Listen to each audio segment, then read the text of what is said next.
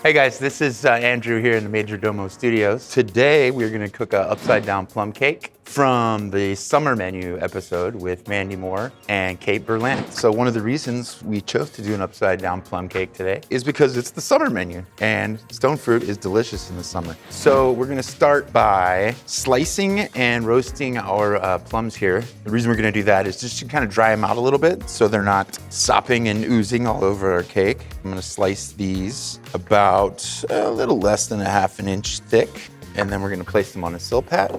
And as you're watching me do this, you're gonna be like, gosh, he's wasting a lot of fruit, but we're reserving all this extra stuff and we are going to use it, so don't worry. I got my oven preheated to 400 degrees, so it's ready to go when I'm all done slicing here. Then you might come across something like this. You can trim the pit out right here. And even if it does have like a little hole in it, that'll work as well. We're going right onto dry sill pad. No oil, no sugar, nothing like that. Okay, so see here, all my plums and pluots are all sliced and ready to go. And I'm gonna go ahead and stick those right in there for about 12 to 15 minutes until they just kind of start to release their juices and dry out a little bit. And then while that's going, I'm gonna take all this trimming and scraps from slicing the plums that's left over, and I'm gonna make a syrup out of that. We are gonna add that, and then we're just gonna let that simmer for 20 minutes to a half hour in a simple syrup, which is equal parts sugar and water. We are gonna start our batter by taking some room temperature butter, nice and soft, and our sugar. And we're just gonna kind of whip that for a few minutes, get it nice and creamy.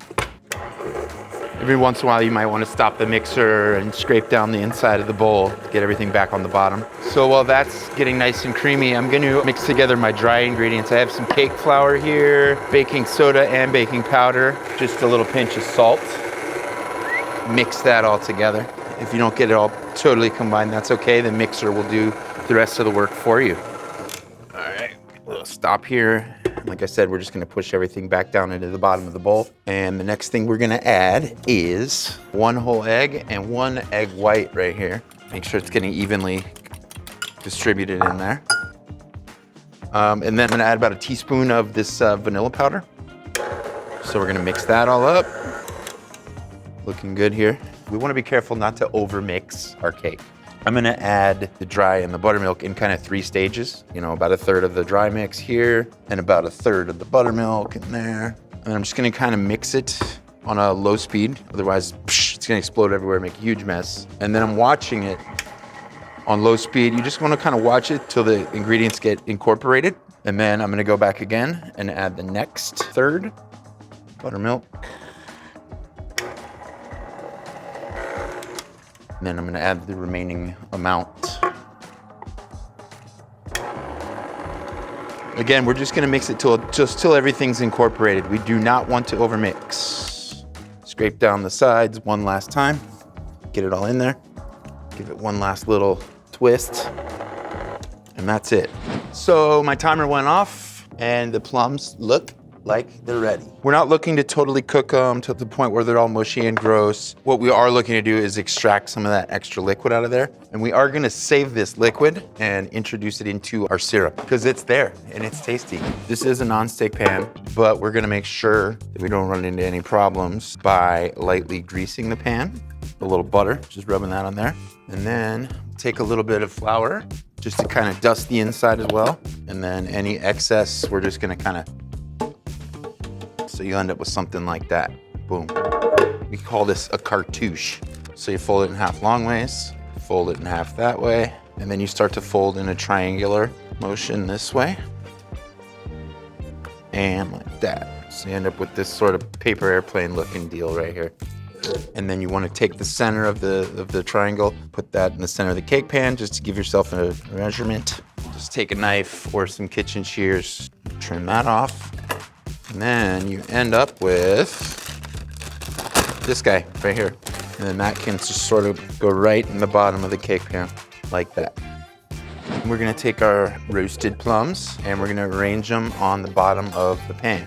I'll start in the center, and then I'm just gonna kind of do like a little spirally, hoodly-doo around the whole thing. I overlap them a little bit. And it doesn't have to be like this crazy spiral formation. You can just cover the bottom and call it a day. So once you get that all done, give it like a little gentle press down to try and make sure it's all making contact and nice and evenly. And then all this stuff, it can go right into our syrup.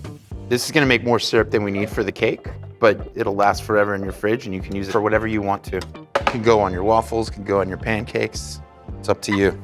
I got my batter right here waiting for me, and I'm gonna add the batter right on top of a little plum arrangement here. All right, so I'll spread that out a little bit, and then once I get to that point, so I'm gonna give it a nice gentle tap here just to make sure the batter's making full contact with our fruit on the bottom. And that's it. Now we're going in the oven. While that's going on, we're gonna make a little whipped mascarpone topping to finish our cake off with. We're gonna start with mascarpone. If you can't find mascarpone, you can use like creme fraiche or something like that for this too. I have a little bit of heavy cream here just to kind of help loosen things up so it whips up nice and airy. And I got some powdered sugar. Start it off on a lower speed and like kind of gradually build up as I go. And then I'm gonna go ahead and add the rest of this powdered sugar. Using powdered sugar because it's gonna dissolve a lot better into the mixture. Yeah, so we don't want to go too far. We're not trying to make butter or extra stiff peaks. I probably actually could have gone slightly less here, but once it holds, it's good. I think we're in a good place. It's actually not as stiff as I thought it was, but it is whipped enough to kind of hold up. It's nice and fluffy still. And then I'm gonna hold that cold in the refrigerator until we're ready to serve our cake.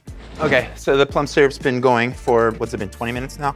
Give it a look, make sure it has like a nice kind of saucy, syrupy texture to it. So yeah, we're gonna strain that off through colander or a sieve, whatever you got. Be careful, it's really hot. That hot syrup will burn you. And you can see that color you got.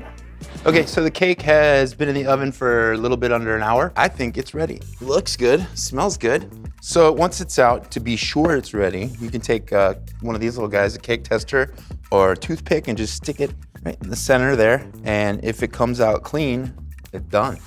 Cake's been out of the oven for 15 minutes now. So first thing we're gonna do, take a little palette knife or a paring knife, whatever you got, thin spatula here, and just kind of go around the edges. And then we're gonna take our serving plate, we'll put it over the top, the cake. We're gonna flip it over. We're gonna release that little guy. I think we're good. Boom. Still steaming hot, but yeah. Then we're gonna take our syrup all over the top. So, sometimes these plums or pluots can be a little tart, and that syrup will help with that, kind of balance out, give it some sweetness. Let it just kind of drizzle, go wherever it decides to go. There we go, there's that. And then we can always just, drizzle a little more of that tasty syrup on there. I don't think anyone will be upset about that. Last but not least, we got our whipped mascarpone topping that's been sitting in the fridge waiting for us. Nice little dollop of that, boom. And that's it, plum upside down cake with the whipped mascarpone.